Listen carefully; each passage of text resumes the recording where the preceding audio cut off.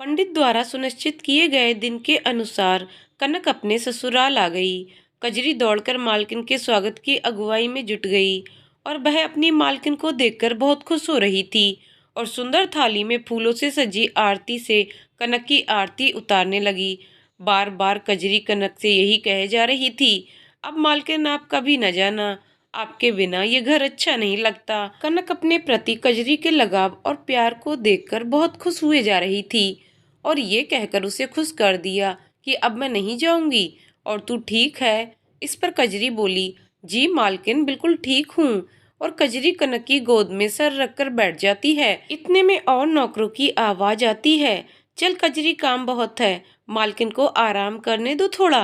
अरे नहीं नहीं, ये कहकर कनक भी घर के कामों में लग जाती है। इस पर कजरी कनक को रोकती हुई कहती है, मालकिन आप रहने दो, मैं कर रही हूँ। फिर कनक कजरी से पूछती है, मालिक और उनके बेटे कहाँ हैं? मालकिन मालिक काम के सिलसिले में बाहर गए हैं 4 दिन से, कब आएंगे ये कुछ पता नहीं, और तीनों भैया भी कहीं गुम हुए हैं। इस पर घर के सभी नौकर चाकर कहने लगते हैं, मालकिन यहाँ कोई कुछ बताकर नहीं जाता है, कब किसको आना है कब किसको जाना है। अब आप आ गई हैं तो शायद कुछ सुधार आ जाए। ये सुनकर कनक मुस्कुरा देती है। सांझ की पहर होने को आ रही थी, लेकिन किसी का कोई अता पता नहीं था। कनक अपने मन ही मन में इन बिखरी कड़ियों को जोड़ने की युक्ति सोचने लगती है।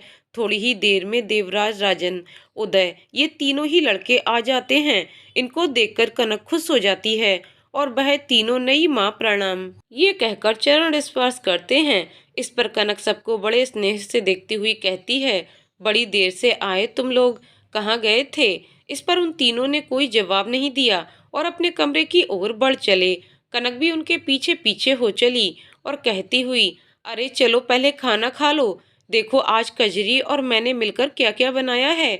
लेकिन न देवराज, राजन और न ही उदय कोई खाना खाने नहीं आते हैं और ये कहकर कि मुझे भूख नहीं है, अपने अपने कामों में व्यस्त हो जाते हैं।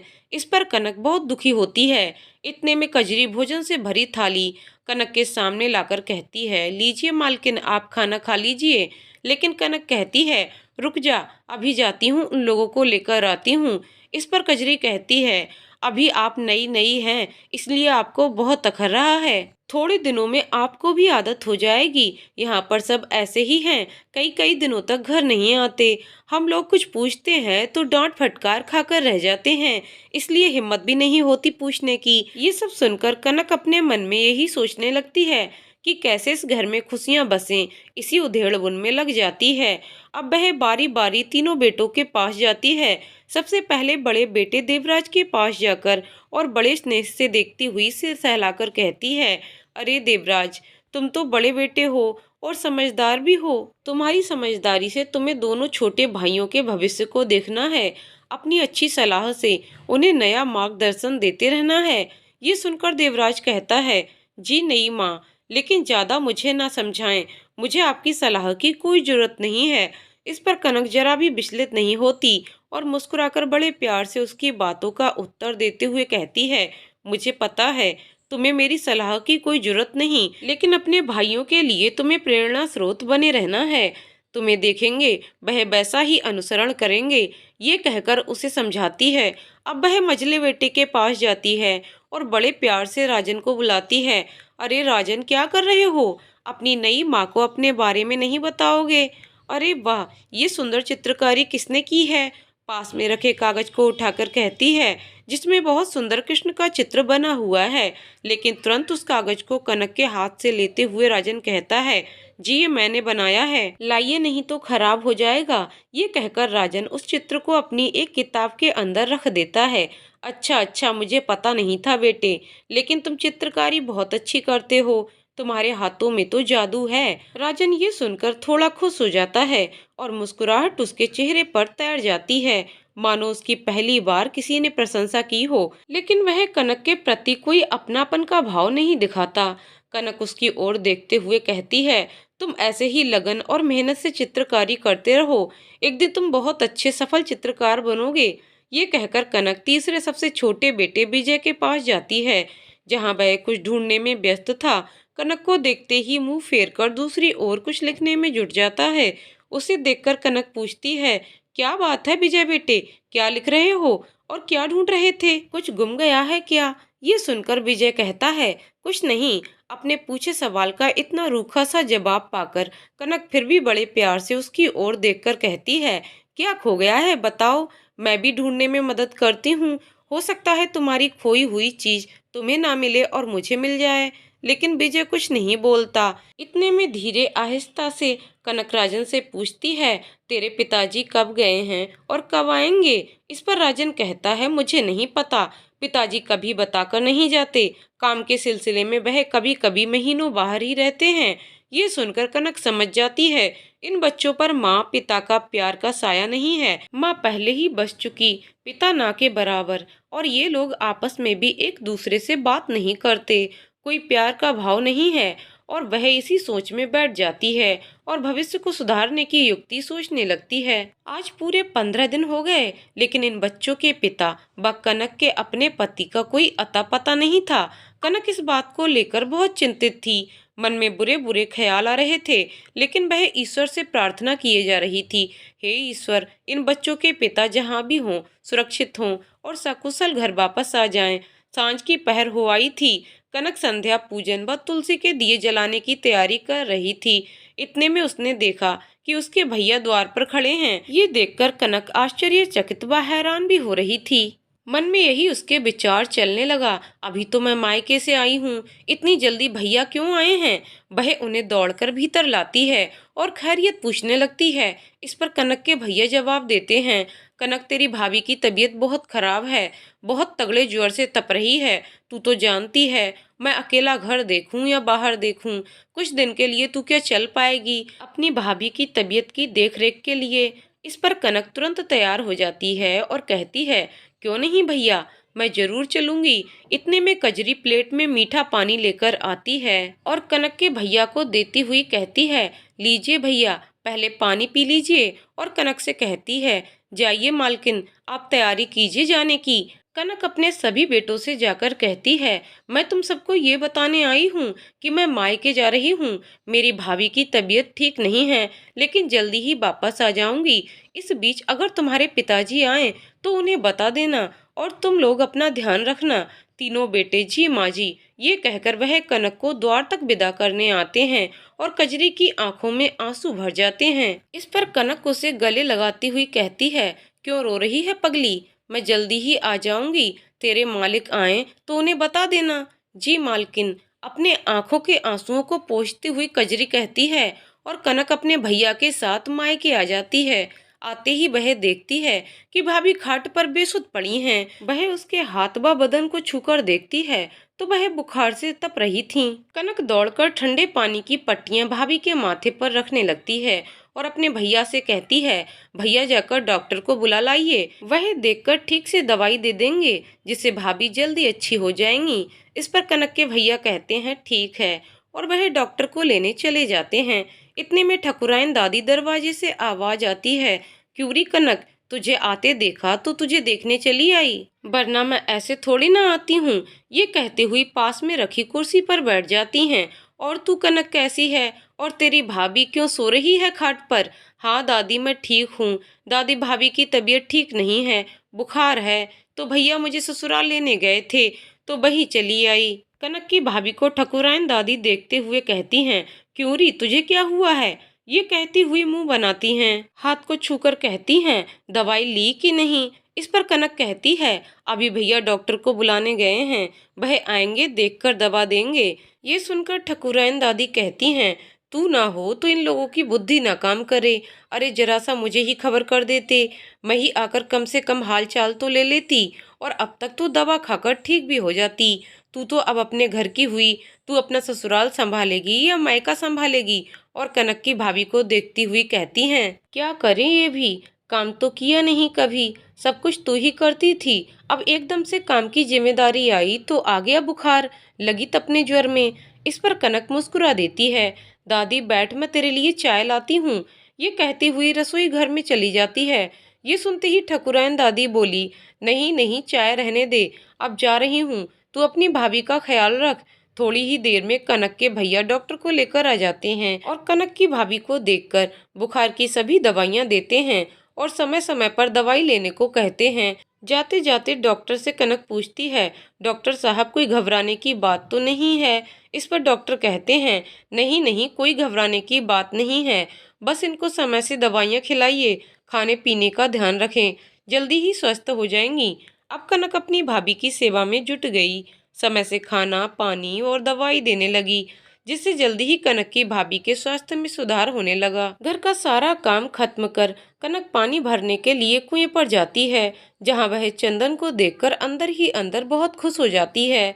मानो कब से तरसी हुई आंखों ने आज चंदन को देखकर अपने अंदर की खुशी बयां कर दी। चंदन भी उसे देखकर बहुत खुश हो जाता है, उसके चेहरे पर अजीब सी चमक आ जाती है। कनक जैसे ही पानी भरने के लिए आगे बढ़ती है, चंदन ये देखते हुए उससे बाल्टी ले लेता है। ला, मैं भर दूं तेरा पानी। इस पर कनक कुछ नहीं कह पाती और धीरे से बाल्टी दे देती है। आज इतने दिनों के बाद इतने करीब चंदन को पाकर वह उसे एकटक देखती रह जाती है और उसकी आंखों में खुशी के आंसू छलक पड़ते हैं। इतने में चंदन बोल पड़ता है, क्यों री कनक, बोल क्यों नहीं रही है?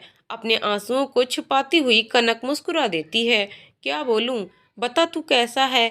मैं ठीक हूँ, मुझे क्या होगा, तू कैसी है, अपना बता। ये सुनते ही कनक स्तब्ध रह जाती है और सोचने लगती है कि मैं इसे अपने बारे में क्या बताऊं। ये देख चंदन कहता है, रहने दे, बताने को कुछ, तुझे इतने दिनों बाद देखकर ही मैं बहुत खुश हो रहा हूँ और तुझे ये बताना चाहता हूँ कि अब मैं शहर जा रहा हूँ। ये सुनते ही कनक अंदर से टूट जाती है और ना चाहते हुए भी उसके मुंह से ये निकल जाता है, क्यों, यहाँ क्या नहीं है जो शहर में है? अचानक तुझे शहर जाने की क्यों सूझ पड़ी? इस पर चंदन कहता है, कनक, अब मेरा मन यहाँ नहीं लगता, मैं शहर जाकर वहीं बस जाऊंगा, यहाँ मुझे तेरी यादें बहुत सताती हैं। ये सुनते ही कनक अंदर से बुझ जाती है और रोने लगती है। जिन आंसुओं को वह इतनी देर से छुपाए थी, वह बरबस निकल पड़े। अपने ससुराल का मान रखते हुए वह अपने दिल का हाल भी नहीं कह सकती थी और चंदन को ये भी नहीं कह पा रही थी कि वह उसे आज भी बहुत चाहती है। इतने में चंदन कनक की ओर दोनों हाथ बढ़ाते हुए कहता है, ये ले, मैं तेरे लिए क्या लाया हूँ। कनक देखती है, उसके हाथ गुलाब से भरे हुए हैं। ये देखकर कनक की आंखों में चमक आ जाती है। उन गुलाबों की भीनी खुशबू उस पर अपना असर छोड़ रही थी। अपने आंसुओं को पोंछती हुई कनक पूछती है, ये तू मेरे लिए लाया है? इस पर चंदन कहता है, हाँ, ये सिर्फ तेरे लिए हैं, इनकी खुशबू तो देख। कनक ने झट से उन गुलाबों को अपने आंचल में ले लिया, जिसमें से एक गुलाब लेकर चंदन ने कनक के बालों में लगा दिया। इस पर कनक बहुत खुश हो रही थी। तेरे बालों में गुलाब बहुत खूबसूरत लगते हैं। ये कहते हुए चंदन गुलाब की पंखुड़ियों से कनक के ऊपर बौछार कर देता है। कनक देखती है कि चंदन की आंखों में कहीं ना कहीं आंसू तैर रहे थे। वह चंदन से पूछ पड़ती है, चंदन, तुझे क्या हुआ है? तेरे चेहरे पर उदासी क्यों है? इस पर चंदन कहता है, आज मेरे हाथों से तेरे लिए शायद ये आखिरी गुलाब है। ये सुनते ही कनक कहती है, ऐसा मत बोल चंदन, क्यों तू मुझे दुख देता है? मैं तो पहले से ही इतनी दुखी हूँ। लेकिन बात को तुरंत पलटते हुए कहती है, मैं जा रही हूँ, देर हो रही है। ये सुन चंदन कहता है, चल तेरा पानी पहुँचा दूँ। इस पर कनक कहती है, रहने दे। और चंदन के चेहरे को कनक जी भरकर देखती जा रही थी और उसकी आंखों से आंसू गिरते जा रहे थे। इस पर चंदन पूछ बैठता है, इतना क्यों रो रही है तू? गांव से जा रहा हूँ, दुनिया से नहीं।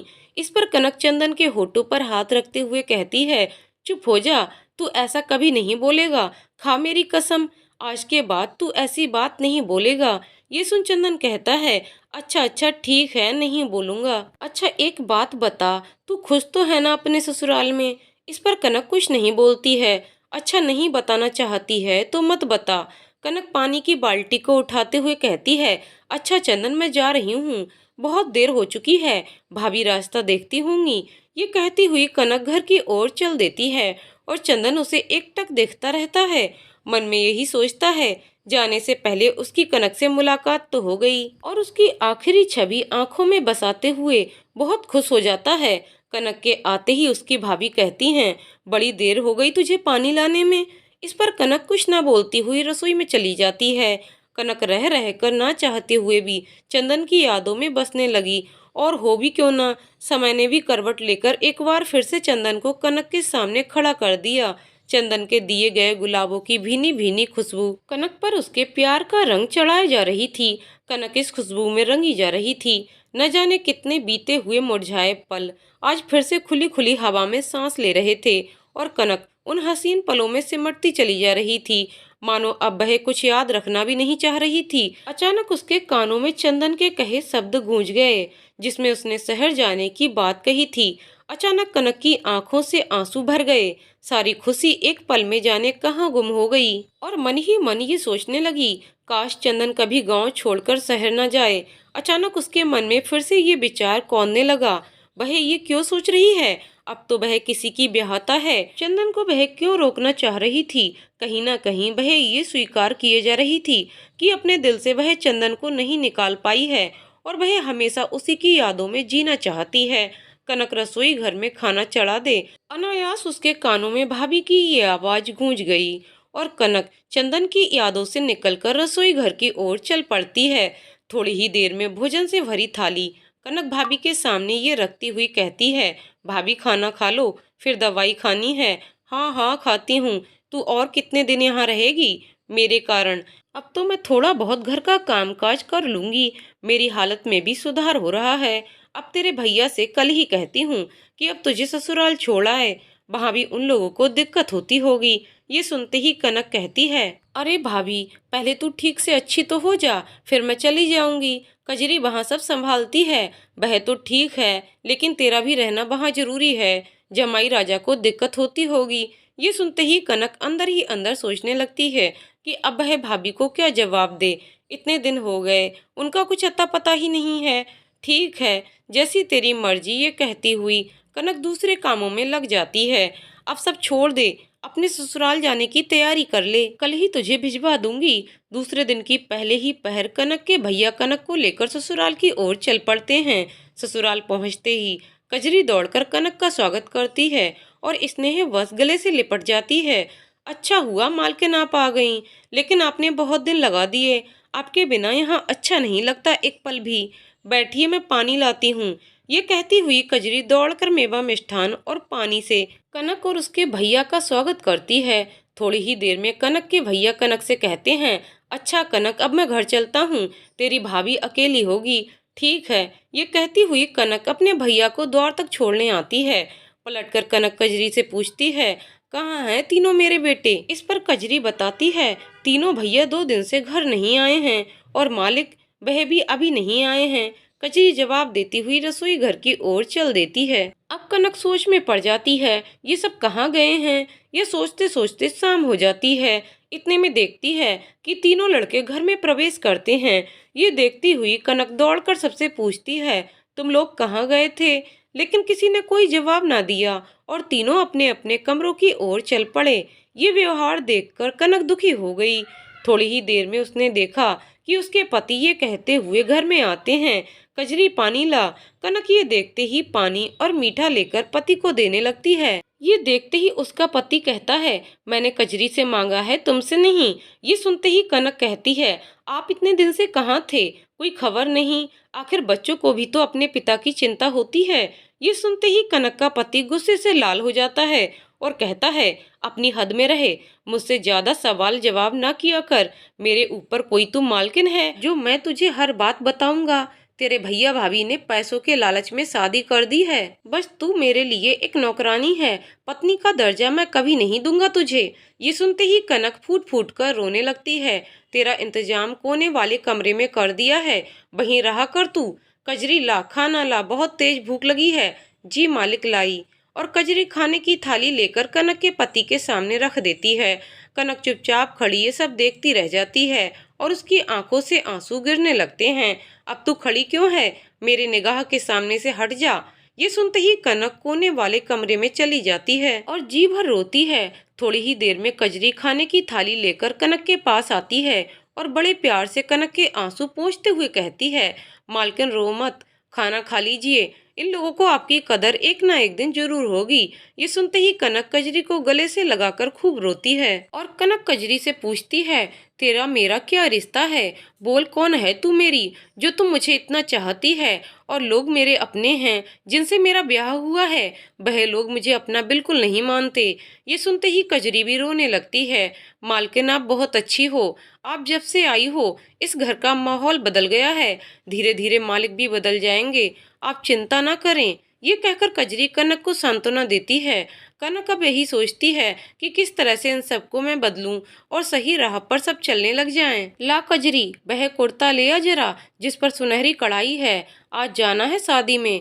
मालिक, उस कुर्ते पर तो आपके पान के दाग लग गया था, उसको मैं साफ करना भूल गई। तू कैसे भूल गई? तेरा ध्यान कहाँ रहता है?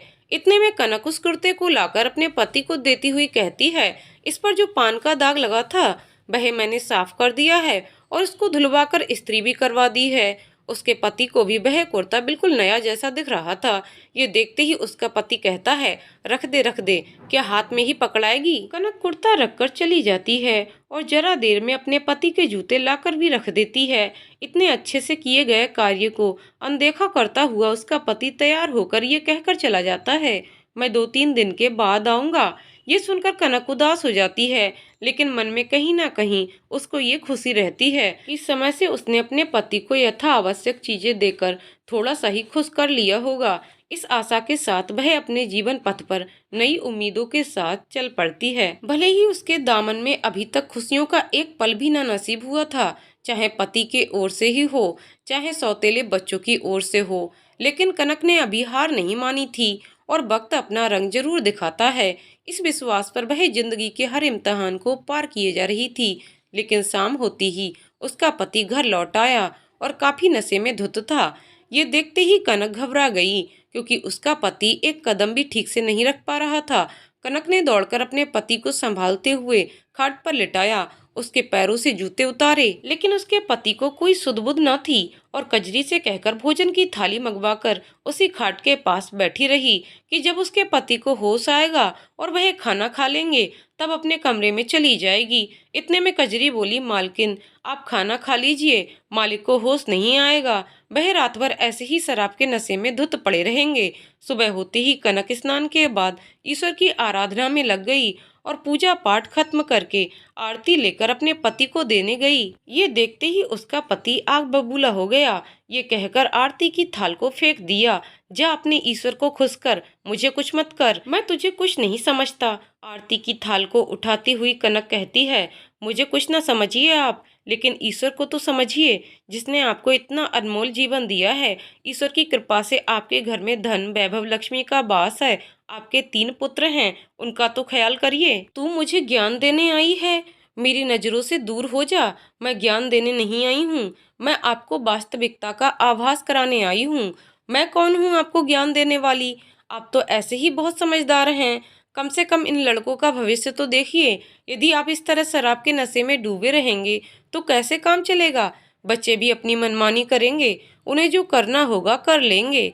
तू ज्यादा भविष्य की चिंता मत कर और जा अपने कमरे में, चली जा चुपचाप। कनक ये देख रही थी कि उसकी बातों का उसके पति पर कोई प्रभाव नहीं पड़ रहा है।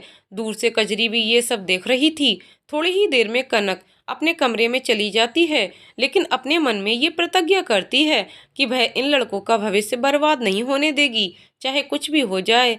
कजरी दौड़कर कनक के पास आती है और कहती है, मालकिन आप कुछ ना सोचें, अपना मन दुखी न करें। मालिक बहुत जिद्दी हैं, उन्हें जो करना है वह वही करेंगे।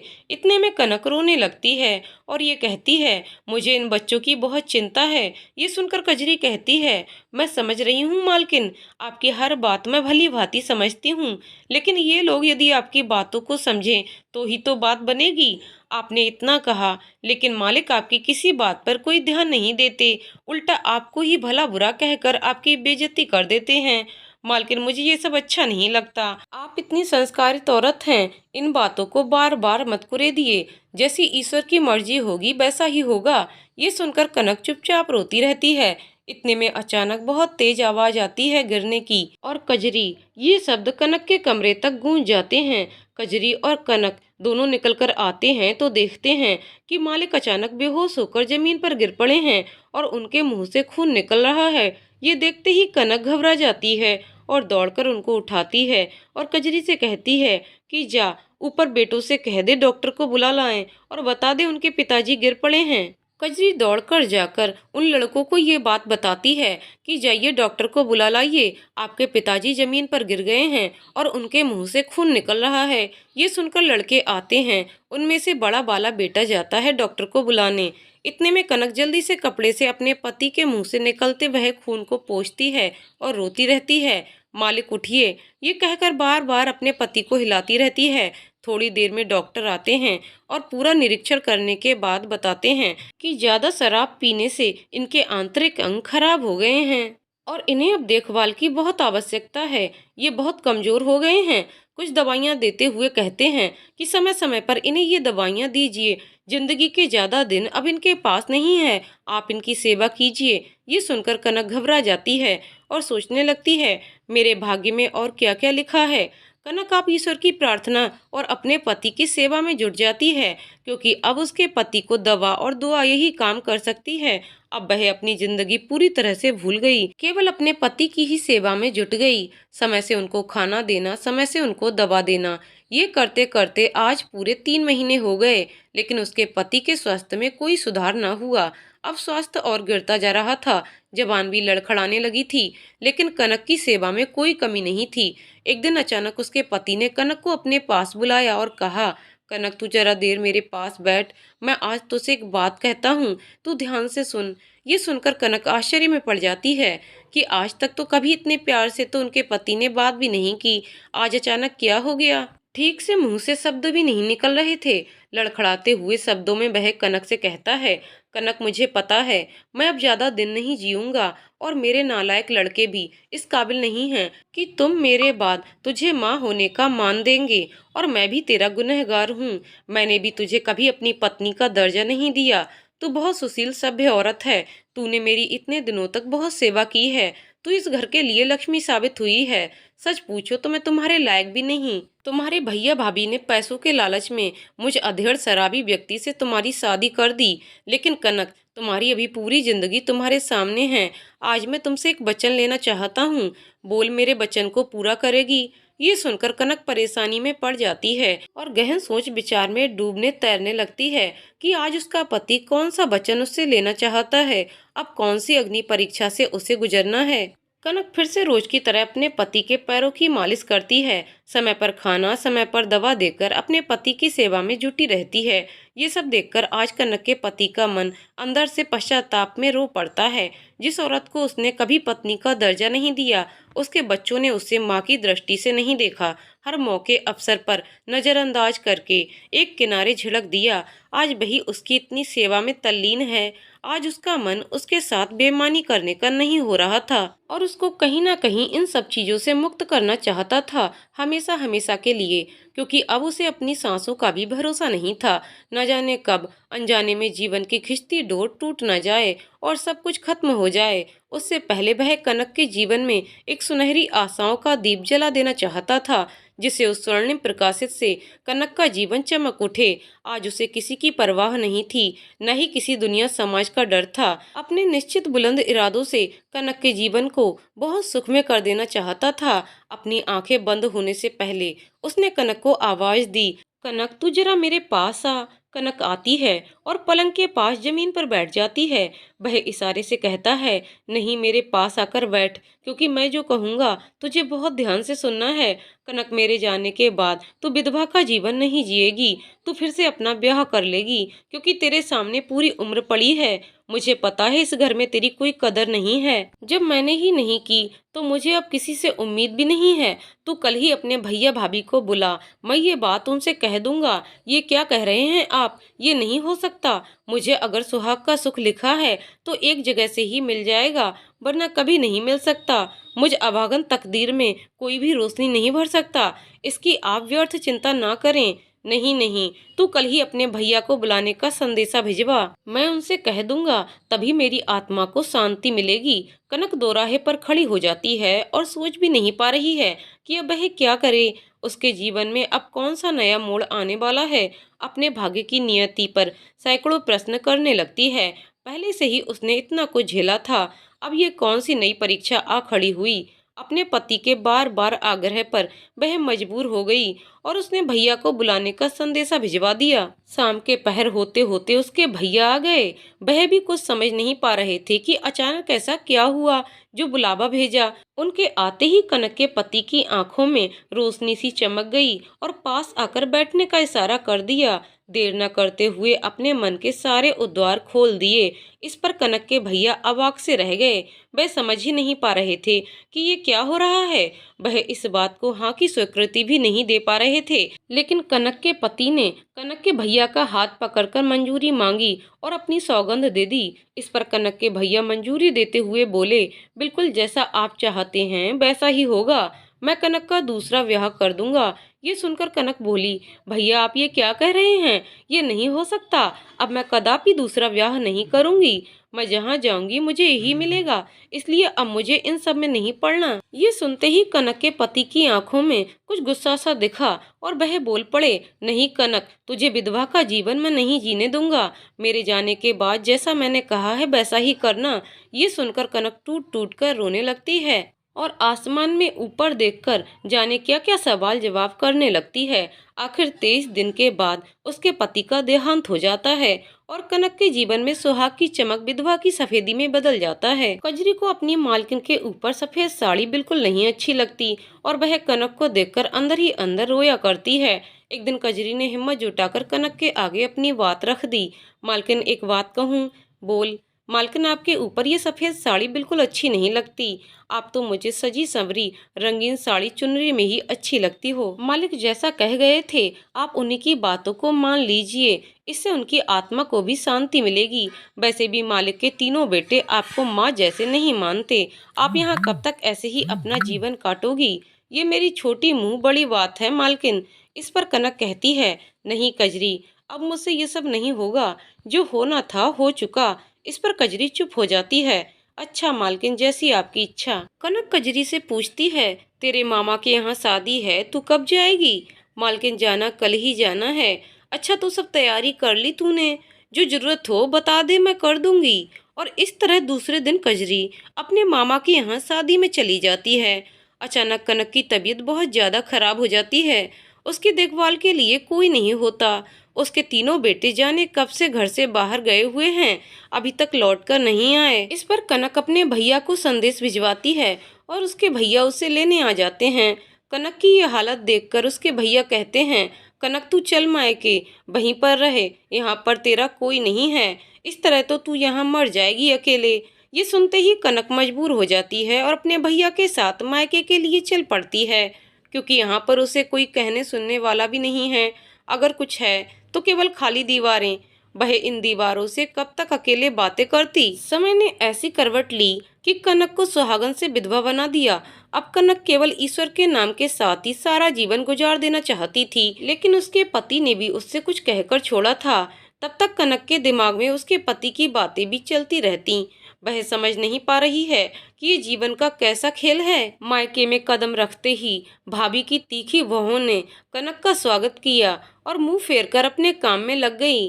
अपनी भाभी के भाव भंगिमाओं को कनक बखूबी समझ रही थी और मन ही मन ये सोच रही थी, जब किस्मत धोखा देती है तो उसे पूछने वाला कोई नहीं होता। फिर भी कनक सब अनदेखा करते हुए अपनी भाभी के पास जाती है और भाभी कैसी हो ये पूछते हुए भाभी के साथ उसके काम में हाथ बटाने लगती है। ये सुनकर कनक की भाभी कहती है, सारा कुछ खाकर अब पता नहीं यहाँ क्या लेने आई है। ये सुनते ही कनक की आंखों में आंसू छलछला आते हैं और रूंधे हुए गले से कहती है, क्या करूं भाभी, किस्मत से तो मैं लड़ नहीं सकती। मेरा भाग्य ही ऐसा है, जहाँ जाती हूँ हरियाली में सूखा पड़ जाता है। ये कहकर एक कोने में बैठकर रोने लगती है। इस पर कनक की भाभी कहती है, अब बैठकर रोने धोने से काम नहीं होगा, चल घर का काम संभाल, मैं जा रही हूँ लेटने, मेरी तबीयत ठीक नहीं है। ये कहकर कनक की भाभी चली जाती हैं। कनक सिसकियां लेते हुए घर के कामों में जुट जाती है। शाम होते होते कनक पानी लेने कुएं की ओर चल देती है, लेकिन अब कुएं पर भी सन्नाटा ही छाया हुआ है। वहां पर भी अब उसका कोई इंतजार नहीं करता। बहुत दूर से देखती है, चंदन के घर पर बड़ा सा ताला लटका हुआ दिख रहा है और मन ही मन चंदन को याद करती हुई कहती है, चंदन तू जहाँ भी हो खुश रहे बस। पानी भरकर लौटकर घर की ओर आते हुए ठकुराइन दादी मिल जाती हैं। क्योरी कनक, कब आई तू? और ये सफेद साड़ी क्या हुआ भला तुझको? जमाई राजा ठीक तो है ना? ये सुनते ही कनक रो पड़ती है। दादी वो नहीं रहे। ये जवाब सुनते ही कनक घर की ओर बढ़ जाती है। सुन तो, अब क्या सुनूं दादी, जब मेरी किस्मत ही ऐसी है। मैं अब कुछ नहीं सुनना चाहती, मुझे घर जाने दे, देर हो रही है। तो अब तू क्या यहीं पर बोझ बनकर रहेगी इन लोगों के सर पर? ठाकुरायन दादी अपना कटाक्ष बोलने से नहीं चूकती।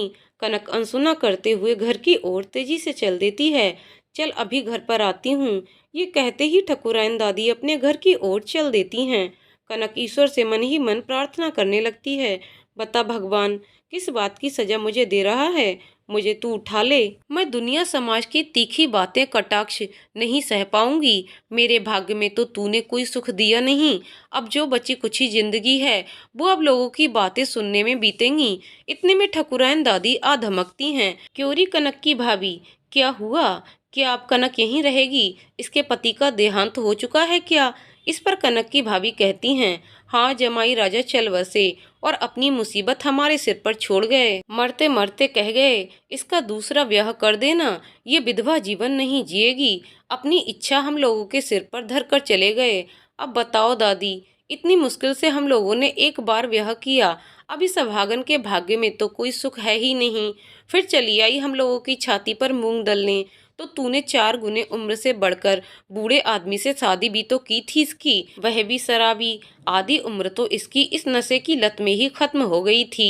भगवान जाने इस कनक के भाग्य में क्या है। कनक ये सब चुपचाप एक कोने में खड़ी सुन रही थी और उसकी आंखों से आंसू नहीं थम रहे थे। रात की पहर इस बात को सोचने में गुजर गई कि यदि किस्मत का खेल अच्छा ना हो तो औरत होना भी एक अभिशाप है।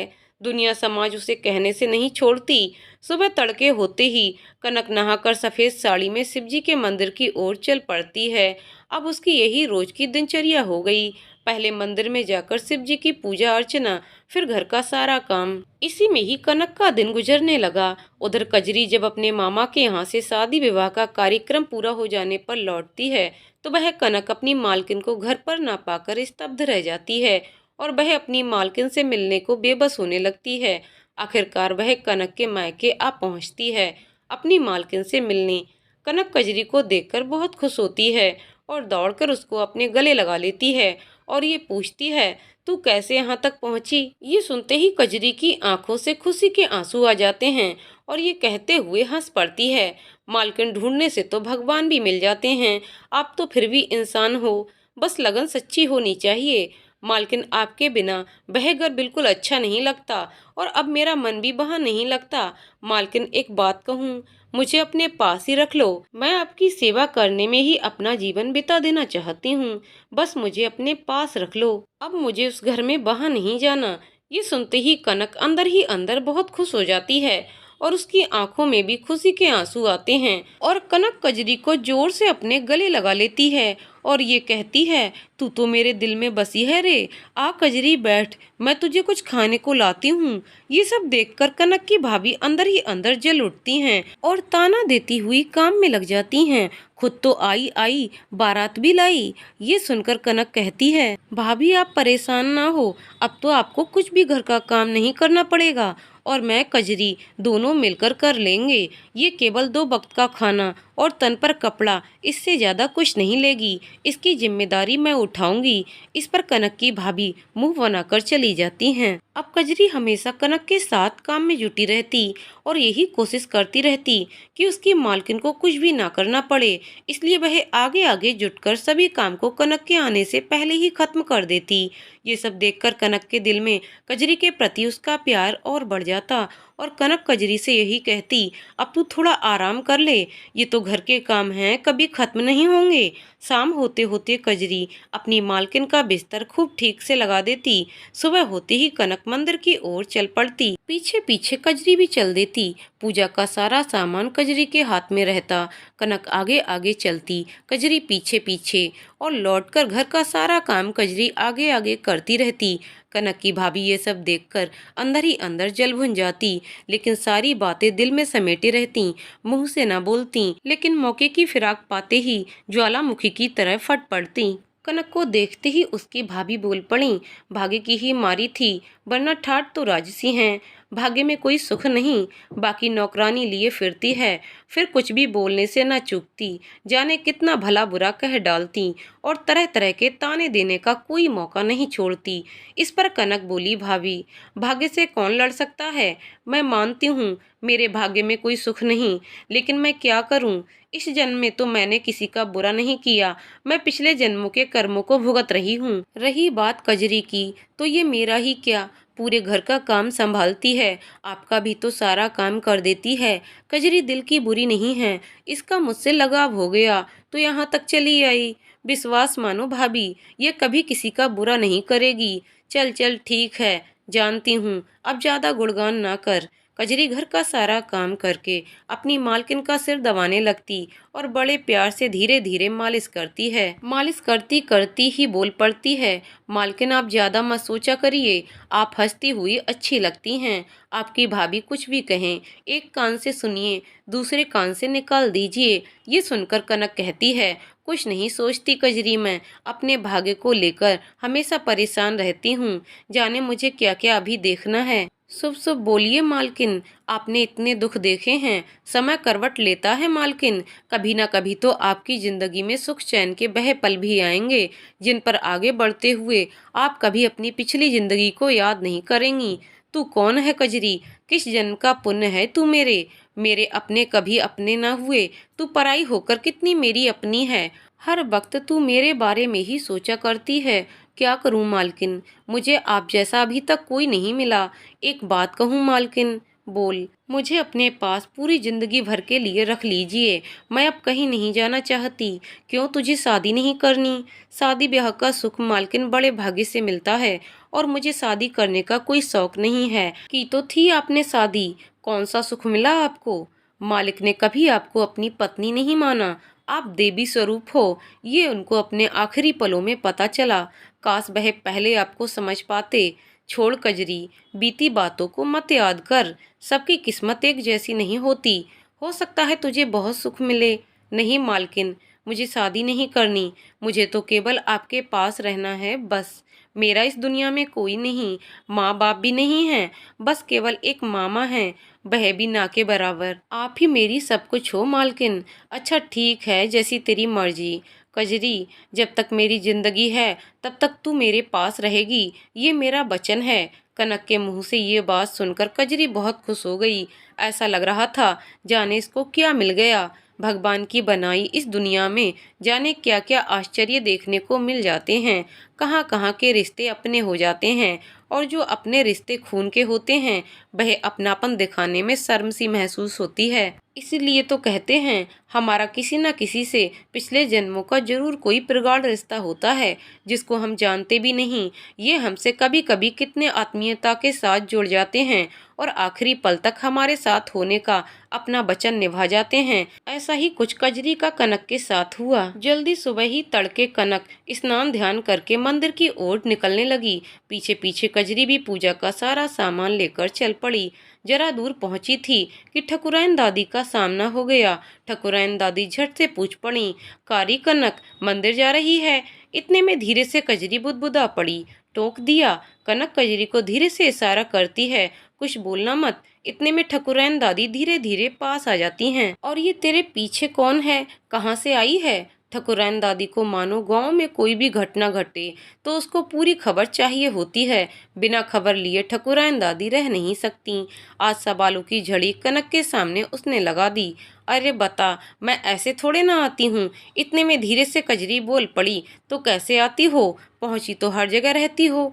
कनक फिर कजरी को इशारा करती है, चुप कर। इतने में कनक ठकुराइन दादी को जवाब देती है, दादी, ये मेरी ससुराल की नौकरानी कजरी है। मैं यहाँ आ गई तो इसको भी वहाँ अच्छा ना लगा और ये यहाँ चली आई। अब ये हमेशा यहीं रहेगी मेरे पास।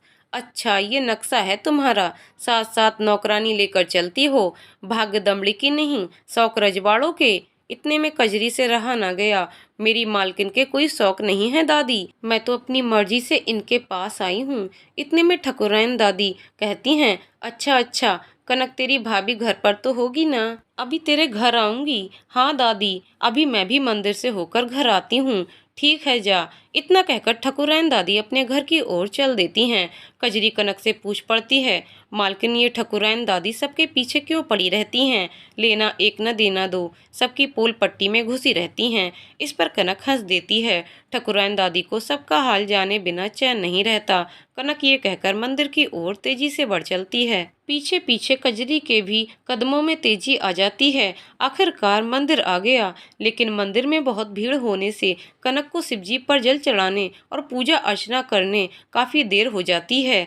काफी धक्का मुक्की के बाद किसी तरह सामने शिवजी के दर्शन होते हैं और कनक अपनी पूजा अर्चना करके घर की ओर वापसी करती है और घर पहुंचते पहुंचते दोपहर हो जाती है। घर में कदम रखते ही कनक देखती है ठकुराइन दादी घर में बैठी हुई मिलती हैं। कनक की भाभी और ठकुराइन दादी दोनों बातों में मशगूल हैं। कनक और कजरी दबे पांव जाकर चुपचाप अपनी भाभी और ठकुराइन दादी की बातें सुनने लगती हैं। क्या करूं दादी, अब तो या फिर हमेशा के लिए मेरे ही सर पर आ गई है और एक नौकरानी भी सर पर मर गई है। अब दोनों का खर्चा मुझे ही देखना है। अब देखूं तो कहीं फिर इसका ब्याह ठीक से करूं। मेरा तो भाग्य में लिखा है जिम्मेदारी उठाना। इस पर ठकुराइन दादी कहती हैं, इसीलिए पहले ही ठीक से की होती तो ये दिन ना देखना पड़ता। खैर चलो, तुझे क्या, घर का सारा कामकाज तो यही दोनों करती हैं। तेरी भी आदत शुरू से ही खाट तोड़ने की रही है। मेहनत तो कभी तुझसे हुई नहीं, तेरा भी काम बन गया। बातों बातों में ठकुराइन दादी ने कनक की भाभी को भी लपेट लिया। इस पर कनक की भाभी गुस्से में तमतमा गईं। क्या दादी, तू हर वक्त मुझे जली कटी सुनाया करती है, तू कौन सी कम है, सबके घरों का हाल टटोला करती है। इस पर ठकुराइन दादी सफाई देती हुई कहती हैं, अरे मुझे हाल लेने की सबके घरों की क्या पड़ी है, वह तो कुछ देख लेती हूँ तो अपनेपन के कारण चली आती हूँ। इस पर कनक की भाभी झट से बोलती हैं, पता है कितना अपनापन है तुझे सबसे, बस सबके घरों के हाल के परपंच की खिचड़ी का स्वाद लेने में तुझे बड़ा मजा आता है।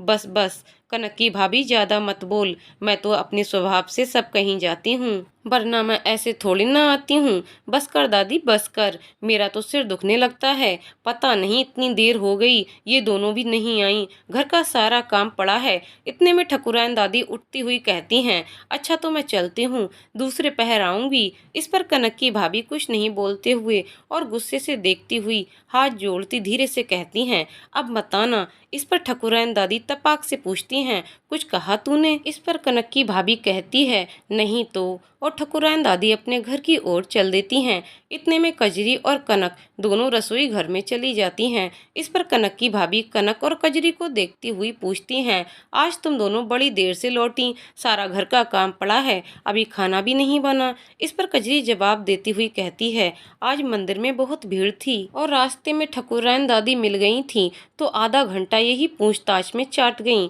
इस पर कनक की भाभी कहती हैं, अच्छा चल चल, अब आगे काम बढ़ा। इस पर कजरी अपने काम में लग जाती है और धीरे से कनक के कान में कहती है, मालकिन ये ठकुराइन दादी हम लोगों से इतना कुछ तो पूछ चुकी थी, लेकिन घर पर भी आकर पूरी जानकारी लिए बिना नहीं रही। ये सुनकर कनक कहती है, ठकुराइन दादी ऐसी ही हैं, ये पूरे गांव का हाल अपने पास रखती हैं, इसीलिए ये कहीं भी मिल जाती हैं तो मैं बहुत डरती हूँ, इससे नजरें बचाकर ही चलती हूँ। अपनी मालकिन की ये बातें सुनकर कजरी को बड़ी तेज हंसी आती है और कनक भी साथ देती हुई दोनों हंस पड़ती हैं। अच्छा कजरी, अगले हफ्ते शिवरात्रि है तो सारी तैयारी पहले से ही करके सुबह जल्दी ही निकलेंगे, क्योंकि फूल की दुकान पर बहुत भीड़ रहती है। कितनी मुश्किल होती है फूल लेने में, तू तो देखती ही है। इतनी धक्का मुक्की सहने की कोई जरूरत नहीं है। सुबह जल्दी निकलेंगे जिससे घर जल्दी वापस आ जाएं। और पूरे दिन का व्रत भी है। इस पर कजरी हाँ में सिर हिलाती हुई कहती है, जी मालकिन। आज कनक की भाभी सुबह तड़के कनक कजरी से उठने से पहले ही नहा धोकर एक अच्छी सी साड़ी पहनकर तैयार हो गई हैं। जाने कहाँ जाने की तैयारी है। कनक जब उठी अपनी भाभी को तैयार देखकर हैरान व आश्चर्यचकित होकर पूछने लगती है, क्या हुआ भाभी, आज इतनी सुबह तैयार हो गईं, ये भी इतनी सुंदर साड़ी में, कहीं जाना है क्या? ये सुनते ही कनक की भाभी बोली, हाँ मुझे मायके जाना है, मेरे भतीजे का मुंडन है, अब मैं 10-15 दिन रहकर ही आऊंगी। इस बार शिवरात्रि की धूम तो वहीं देखूंगी। तुम दोनों घर संभालना और अपने भैया को समय से खाना पानी देते रहना, क्योंकि अब मैं कुछ दिन रहकर ही आऊंगी। बहुत ऊब गई हूँ इन जिम्मेदारियों से, थोड़ा मायके में रहकर आऊंगी तो जी हल्का हो जाएगा। ये सुनकर कनक बोली, ठीक है भाभी, आप आराम से जाओ, यहाँ की चिंता मत करना। मैं और कजरी सब संभाल लेंगे, लेकिन शिवरात्रि होने के बाद आ जाइएगा। ठीक है, आ जाऊंगी। थोड़ी ही देर में कनक के भैया उसकी भाभी को उसके मायके छोड़ने के लिए घर से निकल पड़ते हैं। घर से निकलते ही ठकुराइन दादी दिख जाती हैं और पूछ पड़ती हैं, किधर सवारी चली? कनक की भाभी। ठकुराइन दादी की आवाज कानों में पड़ते ही कनक की भाभी का गुस्सा सातवें आसमान पर चढ़ जाता है और मन ही मन बोलने लगती है, कहीं भी निकलो, ये टोक देती है। ठकुराइन दादी पास आती हुई फिर पूछती हैं, मैंने कहा सुबह सुबह कहाँ तैयारी, कहाँ जा रही हो? इस पर कनक की भाभी जवाब देती हैं, दादी अपने मायके जा रही हूँ, मेरे भतीजे का मुंडन है, घर पर कनक कजरी हैं, जरा दिनों की बात है, हो आऊं। ये सुनकर ठकुराइन दादी कहती हैं, हाँ हाँ, अब तो कनक कजरी हैं ही, अब तो तुम्हारे ऐस हैं, चाहे जहाँ घूमो, चाहे जितने दिन घूमो, घर के कामकाज से तुझे वैसे भी क्या लेना देना। क्या दादी, तू भी ना, कितने साल बीत गए, कहीं जा नहीं पाई हूँ। वह तो कोई उत्सव बहाना हो जाता है तो घर से निकलना हो जाता है। अच्छा, मैं चलती हूँ। ये कहकर कनक की भाभी चल देती हैं। इधर कनक कजरी मंदिर जाने की तैयारी करती हैं, लेकिन ये क्या, अभी तो शिवरात्रि अगले हफ्ते है, लेकिन भीड़ मंदिर के 1 किलोमीटर पहले से ही शुरू हो चुकी है और कनक इस भीड़ से बहुत घबराती है। उसका भीड़ में दम घुटने लगता है, इसलिए वह हमेशा कोशिश करती है कि भीड़ होने से पहले ही मंदिर के लिए दर्शन हो जाएं। लेकिन आज भाभी के मायके जाने की तैयारी में घर से निकलना ही थोड़ी देर से हुआ, इसलिए अब तो भीड़ का सामना करना ही पड़ेगा। रोज जिस फूल की दुकान में केवल इक्के दुक्के लोग रहते थे, आज 50 की भीड़ लगी पड़ी है। अब कनक कजरी ये नहीं समझ पा रहे हैं कि आखिर मंदिर के लिए फूल कैसे लिए जाएं। कनक और कजरी धीरे धीरे भीड़ को चीरते हुए आखिरकार फूल की दुकान तक पहुंची गईं। लेकिन सामने से एक भीड़ का झोंका आया, जिसमें ये दोनों फिर से काफी पीछे हो गईं। आज तो लग रहा है कनक अपने शिव बाबा पर अर्पण करने के लिए फूल ही नहीं ले पाएंगी। पूरे आधे घंटे हो चुके हैं इस भीड़ से जद्दोजहद करते हुए। इस पर कजरी कहती है, मालकिन, आपको भीड़ में चक्कर आ जाता है, इसलिए आप एक किनारे यहीं बैठ जाओ, मैं जाकर फूल लेकर आती हूँ। इस पर कनक कहती है, नहीं नहीं, तुझे अकेले जाने की जरूरत नहीं, भीड़ बहुत है, हम दोनों साथ रहेंगे। और फिर कनक और कजरी उस भीड़ का सामना करने को तैयार हो जाती हैं और लगातार उस फूल की दुकान तक पहुंचने का प्रयास करने लगती हैं। लेकिन धूप अधिक होने से और भीड़ की धक्का मुक्की में कनक का दम घुटने लगा और उसे चक्कर आ गया और वहीं जमीन पर वह बेहोश होकर गिर पड़ी। इस पर कजरी घबरा गई और मदद की गुहार करने लगी। वह दौड़कर भीड़ में से ही किसी युवक से पानी लेकर कनक के मुंह पर छींटे मारने लगी, लेकिन कनक को होश नहीं आ रहा था और कजरी मालकिन मालकिन कहकर चिल्ला रही थी। इतने में एक लंबा चौड़ा युवक आया और कनक को दोनों हाथों से उठाकर उस भीड़ से निकलने का प्रयास करने लगा। कजरी हैरान हो गई और अंदर ही अंदर शांत भी हो गई। उसे लगा इस भीड़ में कोई देवता स्वरूप बनकर आया और उसकी मालकिन को उस भीड़ से निकालने में मदद करने आया। वह युवक सीधे कनक के घर पर ही आकर रुका। कजरी ने झट आगे दौड़कर घर का दरवाजा खोला और उस युवक से कनक को खाट पर लेटा दिया और कजरी से कहा, इनके चेहरे पर पानी के छींटे डालो, पंखे से हवा करो और होश आते ही नींबू पानी पिलाओ और आगे से इतनी भीड़ में जाने की कोई आवश्यकता नहीं है। आगे की कहानी अगले भाग में। तो दोस्तों, आपको कहानी कैसी लग रही है हमें कमेंट करके जरूर बताइएगा। कहानी पसंद आई हो तो वीडियो को लाइक शेयर करें और चैनल को सब्सक्राइब करें। वीडियो को पूरा देखने के लिए बहुत बहुत धन्यवाद दोस्तों।